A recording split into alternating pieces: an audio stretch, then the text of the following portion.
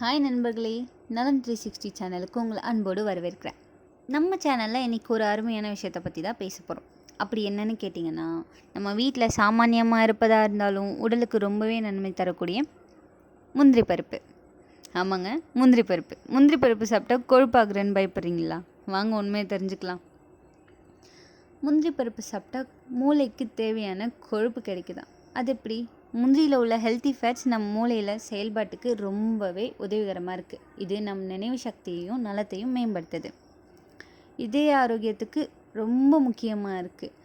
முந்திரியில் இருக்க மேனோசாச்சுரேட் கொழுப்பு இதய நோய்களை தடுத்து தினமும் ஒரு சிறிய கைப்பிடி முந்திரி எடுத்தால் ஹார்ட் நல்லா வேலை செய்யவும் இது உதவுது. எலும்புகளுக்கு கால்சியத்தை அளிக்குது. முந்திரியில் இருக்கும் மேக்னீஷியம், பாஸ்பரஸ், கால்சியம் எல்லாமே நம்ம எலும்புகளை வலுப்படுத்தும். சிறுநீரக குறைபாடுகளை கூட தடுக்க உதவுது.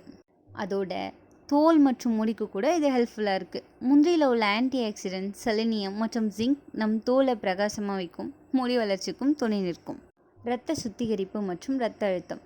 முந்திரியில் இருக்கும் அயரன் இரத்தத்தில் ஹீமோகுளோபின் சதவீதத்தை அதிகரிக்கும். இதே சமயம் சோடியம் குறைந்ததால் இரத்த அழுத்த கட்டுப்பாட்டிலும் இருக்கும். எடை குறைக்கும் சக்தி. முந்திரி கொழுப்பை கொடுக்கும் உணவு தான், ஆனாலும் இது நிறைவான உணர்வை தருவதால் அதிகமாக சாப்பிட்றத குறைக்க உதவும். அதனால் நியாயமாக சாப்பிட்டா எடை குறைய கூட உதவும். இதுக்கு மேலே என்ன வேணுங்க? எல்லாம் ஒரு முந்திரி பருப்பில் தான் இருக்குது. ஆனால் ஒரு விஷயங்க, அளவு கடந்தால் அமிர்தமும் விஷம்தான். நாளுக்கு 3லேருந்து 5 முந்திரி பருப்பு போதும். அதிகமாக எடுத்தால் கொழுப்பும் வெப்பமும் அதிகமாகும். சரிங்களா?